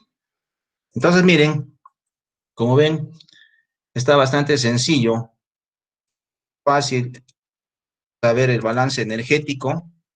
Y tenemos que saber, miren, por favor, sí o sí, de estos dos ácidos grasos, del ácido palmítico y del ácido esteárico. Hay alguna diferencia, miren, cuando se degradan ácidos grasos de cadena impar, que también están en los alimentos, pero en menor cuantía. ¿no? Como el ácido propiónico de 3 carbonos, el ácido valeriánico de 5 carbonos o el ácido pelargónico de 9 carbonos, que van a seguir, miren, las mismas reacciones de la beta-oxidación. Fíjense. Pero ¿cuál es la diferencia? En el caso, miren, que en la última reacción, cuando van a quedar 5 carbonos, se va a producir uno de acetil con encima de 2 carbonos y uno de 3, que sería el propiónico enzima A. Este propiónico enzima A, miren, va a pasar por 3 reacciones para convertirse en succínico enzima, que va a ingresar al ciclo de Krebs. Y ahí se va a convertir en energía. Pero lo otro importante es de que siempre se ha dicho de que los ácidos grasos no pueden convertirse en glucosa. Pero en este caso, el único que puede convertirse en glucosa es un producto de la oxidación de los ácidos grasos de cadena impar, que sería el propiónico enzima. Porque puede ingresar al ciclo de Krebs y en el ciclo de Krebs llegar hasta oxalacetato y convertirse en glucosa. Solamente entonces el producto de la oxidación de los ácidos grasos de cadena impar que produce el propiónico enzima es el único que puede formar algo de glucosa. Es decir, sí podemos formar glucosa, pero a partir de la última molécula que se produce, que es propiónico enzima A, que va a llegar al ciclo de Krebs y puede convertirse en glucosa. Después, los ácidos grasos de cadena par, como vamos a ver, no rinden o nunca van a poder producir glucosa. O sea, son no gluconeogénicos. Y la mayoría, obviamente, de la degradación también de los ácidos grasos de cadena impar que produzcan acetilcoenzima A. Solamente propionil. Entonces, se suele decir que algo de esto se produce. La respuesta, por favor, que hemos hecho del ejercicio anterior, pónganlo en el chat, ¿ya? Pónganlo en el chat, por favor, para que aparezca su nombre ahí, porque eso se va a descargar al final, que termine la clase. Y también, miren, los ácidos grasos de cadena larga se van a oxidar en el peroxisoma, como pueden ver. ¿Cuáles son los ácidos grasos de cadena larga? Los ácidos grasos de 20, 22, 24 carbonos. Entonces, esos no pueden oxidarse en la mitocondria, porque van a tener un transportador en el peroxisoma que se llama ALDP. Van a ingresar primero y allí, miren, se van a activar también. Así coenzima A, como ya sabemos, hace alusión a un ácido graso activado. Y van a pasar por todas estas reacciones. Pero solamente van a llegar, miren, hasta un ácido graso de 8 carbonos. De ahí este va a salir de la mitocondria y se va a terminar de oxidar va a salir del peroxisoma y se va a ir a la mitocondria para terminarse de oxidar. Pero en el peroxisoma, miren, el de 20 o 22 carbonos solo llega hasta octanoico encima, o sea, el ácido graso de 8 carbonos activado. Y obviamente también se va a producir acetilcoenzima. Pero ¿cuál es lo importante? ¿Cuál es lo más importante en la oxidación de ácidos grasos de cadena muy larga? Está relacionado a algunas enfermedades que son bastante conocidas. Una, por ejemplo, es la adrenoleucodistrofia. Esta enfermedad, en general, se caracteriza por degeneración de la corteza suprarrenal y sobre todo por desmielinización, que va a aparecer y es de inicio temprano, niños hiperactivos que van a ir perdiendo actividad motora en el tiempo. ¿Por qué? Porque no tienen esta proteína, miren, que transporta el ácido graso de cadena muy larga hacia el interior del peroxisoma. Aquí hay bastante controversia que en el tratamiento, por ejemplo, hay una película que se llama Un milagro para Lorenzo, de repente ustedes han visto, que se da tratamiento a estos pacientes con aceites de ácidos grasos insaturados, como el ácido oleico, por ejemplo. Que no se conoce muy claro cuál es la acción que tiene, pero que funciona en muchos pacientes. Pero esta enfermedad no tiene cura, pero sí se puede mitigar de alguna manera con estos tratamientos. La otra es la enfermedad de Zellweger, donde los pacientes no van a producir peroxisoma o van a tener menor cantidad de peroxisomas. Y entonces también los ácidos grasos de cadena muy larga que se oxidan en este peroxisoma van a determinar entonces que se acumulan, donde fundamentalmente en el hígado. Por eso van a cursar los pacientes con hepatomegalia, desmielinización, porque los ácidos de cadena muy larga están relacionados y presentes en los fosfolípidos de la mielina, y Otras características clínicas son la pérdida auditiva, alteración en la retina, es decir, entonces, pacientes que no producen peroxisomas o muy poca cantidad de peroxisomas van a tener problemas en la oxidación de los ácidos grasos de cadena muy larga, tanto de 20, 22 y 24 carbonos. La oxidación de los grasos insaturados. Y uno se pregunta, ¿el organismo humano oxida ácidos grasos insaturados? Sí, porque consumimos también en nuestra dieta, en los aceites que consumimos casi todos los días o todos los días. Ellos también tienen todo un mecanismo, que son las enzimas, como pueden fijarse, de la beta oxidación, solo con la adición de dos enzimas más, una isomerasa y una reductasa. ¿Sí? Son las mismas de la beta oxidación, pero una isomerasa y una reductasa que participan entonces para, como su nombre dice, para reducir los enlaces dobles presentes en los ácidos grasos insaturados. Entonces, miren, también se puede obtener energía, sí, pero ¿qué tenemos que recordar de aquí? Que cuando uno quiere calcular la energía que produce un ácido graso insaturado, solamente se trabaja igual que el ácido graso saturado, como si fuera un ácido graso saturado, o esteárico, o palmítico, de 16 o 18 carbonos. Pero después de hacer todo el balance energético, vamos a descontar dos ATPs más por cada doble enlace. Repito entonces, si hacemos el balance energético de un ácido graso insaturado, vamos a hacer como si fuera ácido graso saturado. Todo, completo. El descuento de la activación, todo. Pero luego de hacer todo el balance, se descuenta 2 ATPs más por cada doble enlace, ¿sí? Hagamos la prueba entonces, mientras voy explicando aquí, ustedes van resolviendo y me dicen, entonces, ¿cuántos ATPs se produce a partir del ácido linolénico, que tiene 18 carbonos y 3 dobles enlaces? Escriban y resuelvan, por favor. A ver, ¿cuántos ATPs se producen a partir del ácido linolénico, que tiene 18 carbonos y 3 dobles enlaces? Ácido linolénico. Pongan en el chat su respuesta. A ver, ácido linolénico, 18 carbonos y 3 dobles enlaces.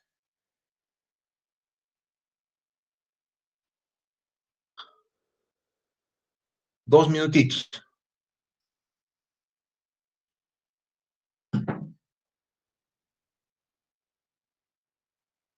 Falta un minuto.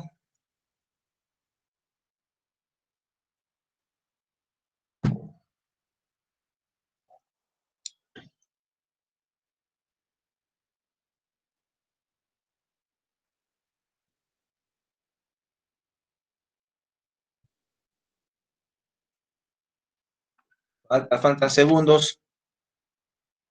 Pongan su respuesta, por favor.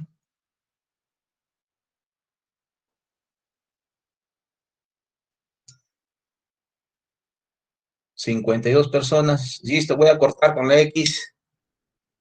Voy a cortar. ¿Ya?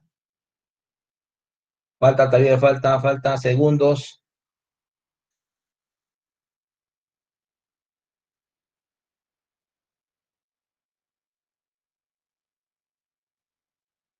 Listo. Cortamos. ¿Listo? Muy bien. Entonces, como ven, se puede obtener energía, pero de lo que sí tenemos que recordar, por favor, es de los ácidos saturados, ácido palmítico y ácido esteárico, porque es lo que más consumimos ahorita. Pero lo que estamos mostrando con estas oxidaciones de ácidos grasos de cadena muy larga, ácidos grasos de cadena impar, que también están presentes en la dieta, pero estamos viendo que también se obtiene energía y en el cuadro de deficiencia va a haber manifestación de enfermedades, porque si nosotros obtenemos más de los ácidos grasos saturados, nosotros podemos decir, pero ¿por qué tenemos que tener manifestaciones cuando no se oxiden los ácidos grasos de cadena muy larga? ¿No es cierto? Pero sí hay, porque quiere decir que son necesarios entonces que todos ellos se vayan metabolizando, por más que estén en menos cantidad. ¿Listo? Muy bien. En este caso, estamos viendo la degradación completa de los ácidos grasos hasta CO2 más agua. Puede ser un ácido graso saturado o insaturado. Estamos viendo en la parte derecha, entonces, primero la activación, la necesidad de carnitina y la importancia que hemos señalado de la carnitina, ¿verdad? Para los ácidos grasos de cadena larga, de 12 carbonos a más. Y los ácidos grasos de cadena corta y mediana que se activan aquí en la matriz, pero igual entonces van a tener que oxidarse. Y estamos viendo también, miren, que una vez que se han convertido en acetilcoenzima, ¿no es cierto?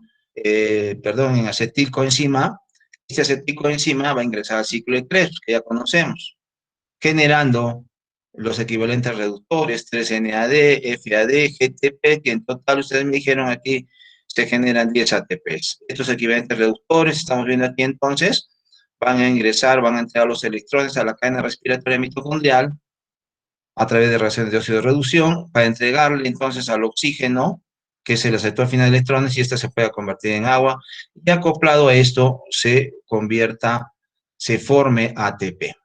Hemos visto entonces que se generan bastante cantidad de ATPs en la oxidación del ácido palmítico, del ácido esteárico, o igual de un ácido graso insaturado. ¿Cuáles son las diferencias entre la oxidación completa de un ácido graso y la glucosa? ¿Cuál es la principal diferencia que debemos establecer y recordar? Miren, cuando la glucosa se convierte en energía, puede tener dos vías, ¿no es cierto? Una vía aeróbica, que obviamente la mayor cantidad de glucosa pasa, y otra vía anaeróbica, es decir, en ausencia de oxígeno, ¿verdad? Si la glucosa cuando se convierte en energía, puede hacerlo en ausencia o en presencia de oxígeno, ¿sí? En presencia de oxígeno va a tener que utilizar la mitocondria, como en el caso que estamos viendo para los ácidos grasos. Y en ausencia de oxígeno no, la glucosa se va a convertir hasta ácido láctico, ¿verdad? Es decir, en el caso de la glucosa, puede hacerlo en presencia o en ausencia de oxígeno. En una vía aeróbica, que utiliza la mitocondria, o en una vía anaeróbica que no utiliza la mitocondria. Pero puede obtener energía, y sabemos entonces que esas vías anaeróbicas ocurren en cierto tipo de células o en diferentes condiciones que a veces pasa el organismo cuando no va a haber presencia de oxígeno, ¿verdad? En forma natural, la vía anaeróbica va a ocurrir siempre en el glóbulo rojo, ¿sí? Y en alteraciones o en enfermedades, por ejemplo, como vimos en la isquemia, ahí más bien va a haber ausencia de oxígeno, pero va a haber una serie de transformaciones peligrosas que hemos visto ya por la falta de oxígeno, ¿sí? En cambio, miren, la degradación completa de los ácidos grasos es solo y exclusivamente aeróbica. Tiene que haber presencia de oxígeno para que se forme energía. Ahora que estamos, miren, viendo la oxidación de los ácidos grasos, y vimos para el caso del corazón, no sé si recuerdan el tema de isquemia, entonces ya podemos relacionar, miren, que cuando hay una situación de isquemia donde no hay oxígeno, quiere decir entonces que eso también le va a afectar bastante al corazón. ¿Por qué? Porque hemos visto que el corazón, sobre todo y el músculo esquelético, necesitan como buena fuente de energía a los ácidos grasos. Y que los ácidos grasos, la única forma que tienen para convertir energía en gran cantidad es utilizando la mitocondria y por lo tanto en presencia de oxígeno. Por lo tanto, entonces, cuando el corazón está depletado en oxígeno, prácticamente no está produciendo casi nada de energía porque la energía lo tiene a partir de la grasa. ¿Sí? Alguna vez nosotros hemos preguntado ahí, entonces, ¿por qué tanto le afecta al corazón esto? Porque la mayor cantidad de energía lo utiliza o lo obtiene a partir de la grasa. La glucosa, miren, a pesar que produce 30 ATPs en el corazón, entonces, miren, pero en una situación de isquemia, ¿cuánto produce? Solo 2, porque pasa una vía anaeróbica y lenta. Entonces, de lo que obtiene a partir de la degradación completa de la glucosa, o si no, de los ácidos grasos, ¿Cuánto ATP le falta? Imaginen ustedes entonces que cuando el corazón entra en una vía anaeróbica solo produce 2. Y como tiene la mayor cantidad de energía de la grasa, a partir de ácido palmítico, ¿cuánto obtiene? ¿Cuánto obtiene a partir de ácido palmítico? ¿Cuánto ATP es?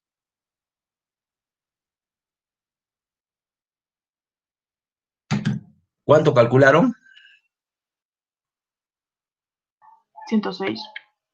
Cientos, comparen por favor, díganme por favor, por eso para ustedes, cuando decimos la pregunta, no se genera ATPs en una situación de isquemia, por favor, 2 contra 106. Díganme si no es significativo, por favor, que esa energía que necesita el corazón para la contracción muscular cardíaca es importante y 2, es significativo, nada significativo contra 106. Díganme, por favor, si no es casi nada significativo, 2 contra 106. Eso utilizando ácido palmítico, ¿ah? Y con ácido esteárico, ¿cuánto salió?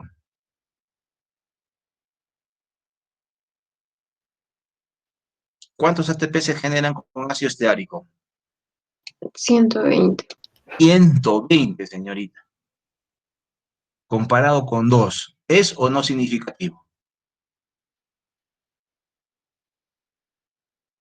Cuando entró en isquemia el corazón, miren, ¿por qué? Porque es muy importante, por eso ocurre la necrosis.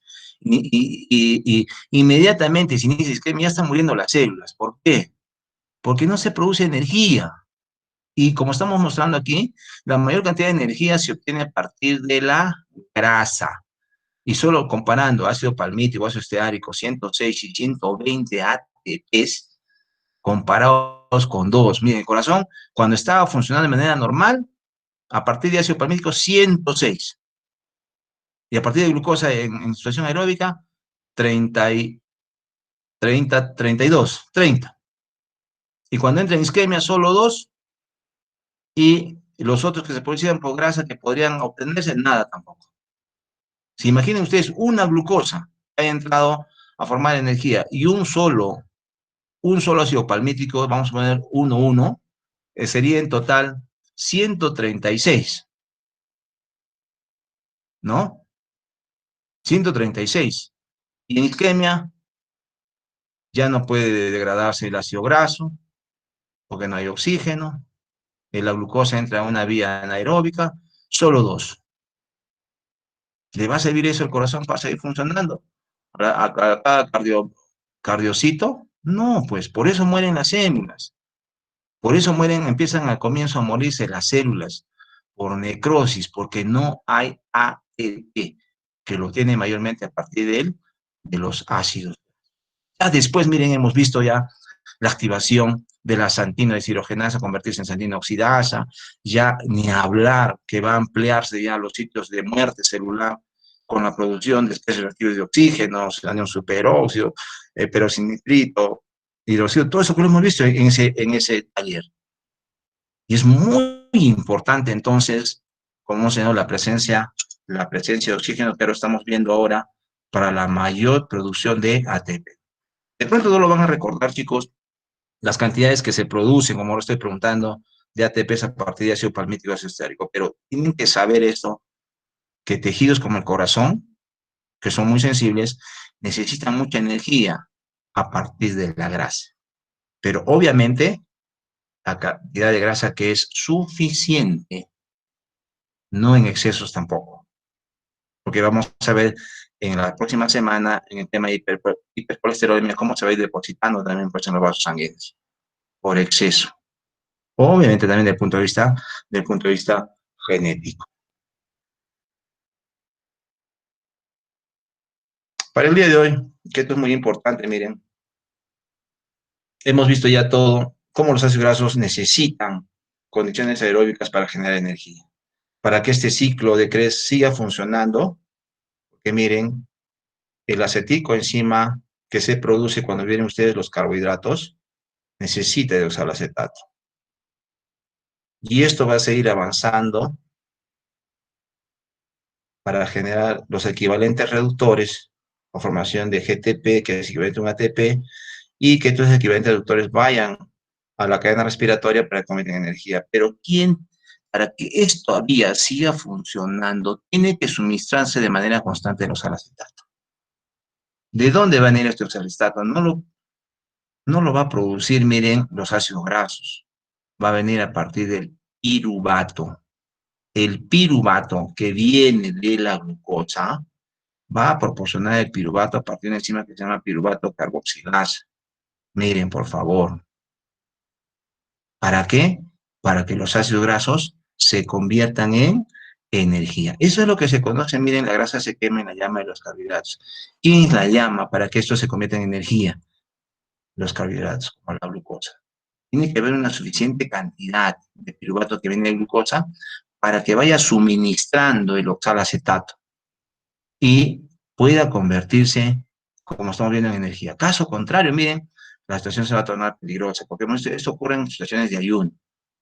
Peor va a ser en ayuno prolongado, por favor, porque con esto explicamos que si no se consume alimento, la grasa que se ha almacenado se va a seguir quemando. Pero usted dice, un momentito, ¿cómo se va a quemar? ¿Cómo se va a convertir en energía si no hay carbohidratos? ¿De dónde va a venir este piruvato o estos intermediarios? A partir de los aminoácidos. Por eso entonces, cuando uno entra en un ayuno prolongado es peligroso, se va a ir consumiendo las proteínas musculares. Y como se ha señalado, las proteínas no se almacenan. Las proteínas que están en músculos no están almacenadas. ¿Cuál es su función? La contracción muscular. Están en constante recambio.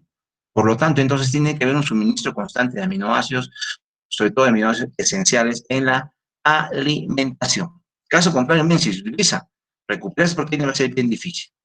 Por eso es muy peligroso, muy peligroso, muy peligroso entonces dejar de comer. Incluso, miren, se tiene de que cuando nosotros nos echamos a dormir, si no hagan la prueba, vamos a tener un peso. Y como nuestro mayor ayuno corto es en la noche cuando dormimos, por ejemplo, han cenado a las 6, vamos a poner, y al día siguiente toman desayuno a las 6, son 12 horas. Y en 12 horas ya se ha depletado parte de las proteínas de la masa muscular. Vamos a pesar menos. Y por eso se dice ahora, bueno, hace muchos años, que la alimentación más importante del día es el desayuno. Y ahí tenemos que recuperar los aminoácidos que se han perdido, producto del recambio que ha ocurrido en la noche por la falta de actividad física. Ahí tenemos que consumir buena cantidad de proteínas. Si no, miren, como la tasa metabólica basal, cuando vamos avanzando en edad, como estamos nosotros ya avanzando, entonces esto va a ser más agudo. Por eso vamos a ir disminuyendo más en masa muscular esquelética. ¿Y cuál es la que se debe petar? Las proteínas de las extremidades inferiores. La de los muslos, las nalgas, las piernas. Eso se debe petar primero porque estamos constantemente caminando, aunque sea para ir a la tienda. Por eso se van a depletar esas proteínas a medida que vamos avanzando en edad. En ustedes no se ve eso de manera clara porque ustedes tienen una mayor tasa metabólica basal. Todo lo que comen lo convierten en energía y obviamente van a sintetizar buena cantidad de proteínas. Por eso no se nota, pero vamos avanzando en edad, eso va a ser entonces mucho más evidente. Por eso entonces, si uno quiere bajar de peso, no puede dejar de comer. Tiene que consumir lo que necesita. No entrar en estados de ayuno prolongado para bajar de peso. Mucha gente hace eso a veces. O si no, como hemos visto, dejar de consumir grasa, sí, carbohidratos, o peor, dejar de consumir carbohidratos y sí, algo de grasa. Los dos están concomitantemente ayudándote. Si la grasa, queremos que la grasa se convierta en energía, tenemos que consumir carbohidratos. En las preguntas que hemos hecho el día de hoy, estamos haciendo ello. ¿Qué pasa si un adolescente dice, no voy a comer carbohidratos, pero sí poca grasa? ¿Va a quemar la grasa? No, va a estar allí presente. ¿Sí? O viceversa. No como grasa, pero sí carbohidratos. Bueno, no va a tener grasa. ¿Podemos fabricar la grasa? Sí, como vamos a ver a partir de glucosa. Pero ¿cuáles son los ácidos grasos que se van a ver afectados? Los ácidos grasos esenciales. ¿Sí? El ácido linoleico y el ácido linolénico, que son precursores, entonces, fundamentalmente para las prostaglandinas. Entonces, todo se tiene que consumir en las cantidades que necesitamos. Al contrario, vamos a tener entonces notoriamente los cuadros de deficiencia. A veces, miren, solo se puede manifestar con un simple cansancio o sueño.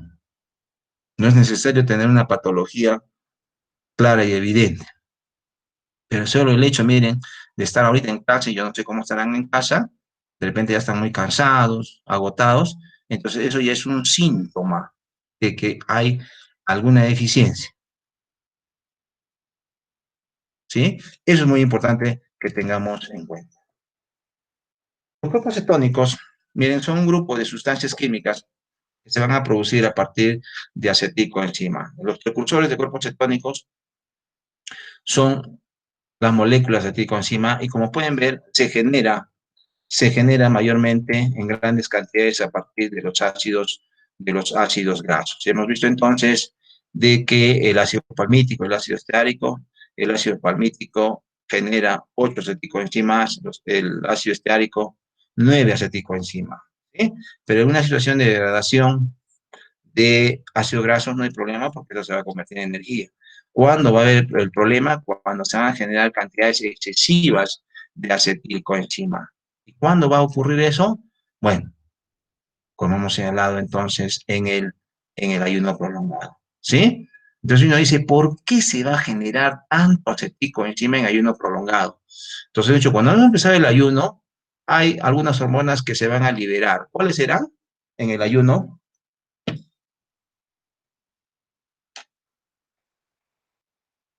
Adrenalina. Muy bien. ¿Y por qué? ¿Por qué se libera la adrenalina? Por ausencia de glucógeno en las glándulas suprarrenales. Por la ausencia de Glucosa, glucosa. glucosa. Glucosa, muy bien. También, obviamente, en las células alfa del páncreas. Y van a ver ustedes en integración y regulación, que va a hacer eso también en algunos tejidos, como las glándulas tiroideas, que pueden liberar, también en la glándula suprarrenal, que se van a liberar también los corticoides, como el cortisol, cortisona, que también van a contribuir a ello. Pero sobre todo, hay que recordar en este caso para la adrenalina. Entonces, se puede deducir de manera muy sencilla que cuando se va a liberar la adrenalina empezando el ayuno, si entramos a un ayuno prolongado de 12, 18, de repente más de 24 horas, se va a producir y liberar mucho más cantidad de adrenalina y glucagón. ¿Qué van a hacer? Van a ir entonces depletando aún más las reservas de grasa del tejido adiposo. Se va a ir entonces, como hemos visto en el esquema, que se activa esta lipasa que depende de adrenalina, lipasa depende de hormona, va a hidrolizando y van a liberarse grandes cantidades de ácidos grasos. ¿A dónde se van esos grasos? Al hígado. Miren, acá está el hígado. Y en resumen lo tenemos aquí, va a producir estos tres cuerpos cetónicos. Ácido acetoacético, ácido beta-hidroxibutírico y la acetona. Miren, ácido acetoacético, ácido beta-hidroxibutírico y acetona. Estos son dos ácidos que tienen pKs muy bajos que cuando van a entrar a la sangre se van a ionizar. Es decir, van a liberar sus hidrogeniones, por lo tanto, entonces, van a incrementar los hidrogeniones de la sangre. Repito, entonces, ácido acetoacético y ácido beta-hidroxibutírico. Van a pasar a la sangre, pKs que son muy bajos, se van a ionizar, por lo tanto, entonces, van a ir entonces liberando protones por cada molécula de ácido acético, un protón, por cada molécula de beta-hidroxibutírico, otro protón. Ya, o sea, son millones de millones que se van a producir, y eso va a hacer que baje el pH de la sangre. En un ayuno prolongado esto va a ser muy leve. De pronto ni baja mucho el pH o no se entra ni siquiera en acidosis. Puede estar en el límite, ¿no? 7,4, 7,36, 7,35. ¿Estamos bien? Pero sí va a incrementarse la formación de cuerpos cetónicos. ¿Dónde va a ser esto más severo? En la diabetes mellitus. Y uno dice, ¿por qué?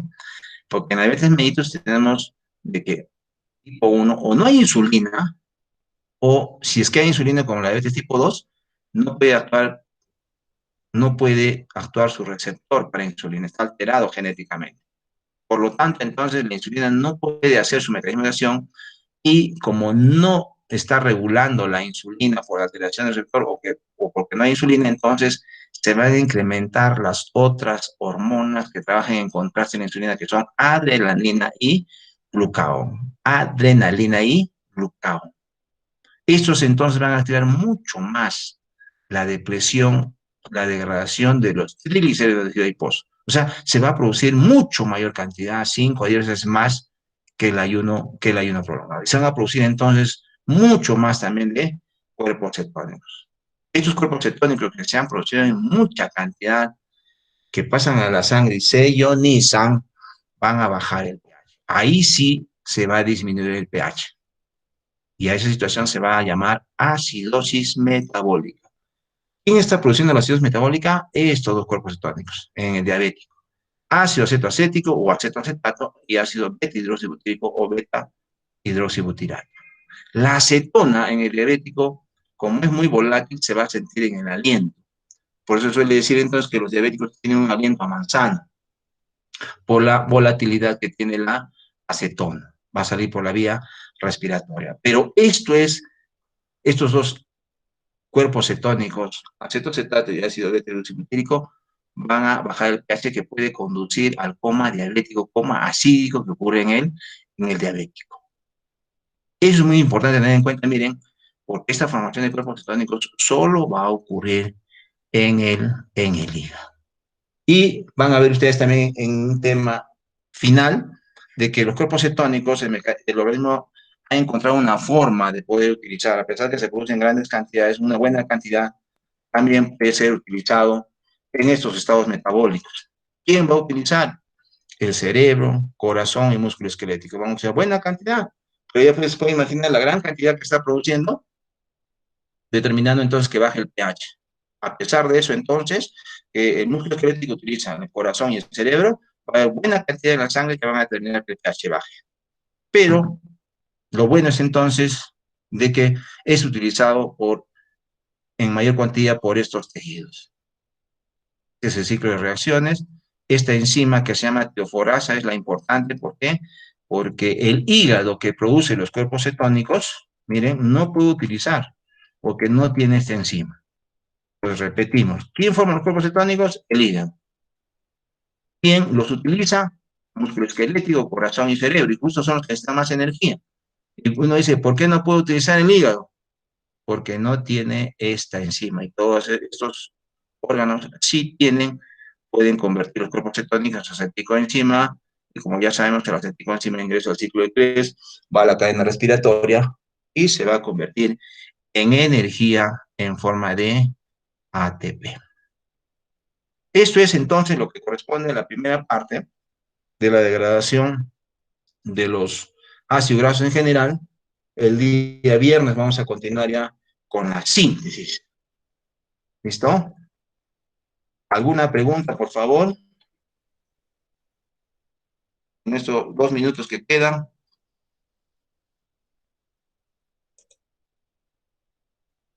¿Listo? A ver, rápido, en los 2 minutos me ponen finalmente cuántos ATP se producen a partir del ácido linoleico, que tiene 18 carbones y 2 dobles enlaces, ¿ya? Para ver quiénes se han quedado hasta el final. A ver, otra vez, ¿cuántos ATPs se producen a partir del ácido linoleico, que tiene 18 carbonos y 2 dobles enlaces? A ver, pongan y con eso terminamos.